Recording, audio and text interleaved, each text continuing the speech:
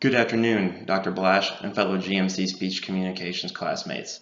My name is Josh McBride, and after watching a number of your videos over the past weeks, I can tell that there's a good amount of you who are pretty big sports fans. And if you are a big sports fan, this is a subject that you have probably discussed with your friends a couple times. I know this topic of discussion has came up at the firehouse a number of times, and it always brings some fun argument and controversy to the discussion. Today, we're going to be discussing if the records of baseball players who have used steroids should count in the history books and should they be allowed into the Hall of Fame. Now, there's a lot of different opinions on this subject, and there's some pros and cons to each one.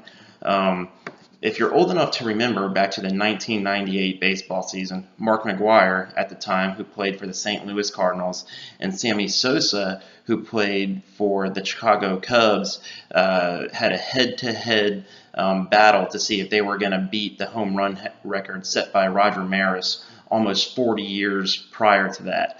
Now, at this time, baseball was dead.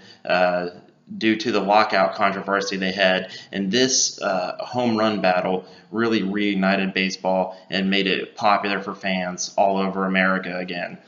During the 1998 season, these two combined to break Roger Maris's record 6 times. Okay, and that's very significant. And after that, just 3 short years later, Barry Bonds also broke that record set by Mark McGwire by hitting 71 home runs in a single season. Now, the controversy is that all 3 of these players use performing-enhancing drugs, more commonly known as steroids. And a lot of people will make the argument that their records shouldn't count and that they shouldn't be allowed into the Hall of Fame. They argue that the records of these guys should be taken off the books because using of performance-enhancing drugs or steroids is specifically regarded as cheating in the rule books of baseball. People will also argue that it sends a dangerous message to young players that it's okay to do whatever you want in order to get ahead, and that's certainly a logical argument too. Now, on the other side of the coin, not allowing these players' records into the Hall of Fame or into the history books presents its own problems in and of itself. One of these reasons is that even if these baseball players did use steroids, they weren't alone. And if baseball were just to stop erasing statistics based on the fact that a couple guys use steroids, what about other players, who might have used steroids to, steal bases or pitch faster or did anything to try and perform better? And the advocates of allowing these guys' records to stay in the history books will argue that to erase the records is impractical in trying to recreate what really happened. And at the end of the day, baseball fans and writers, it's not the officials, will make the decisions as who gets into the Hall of Fame or not.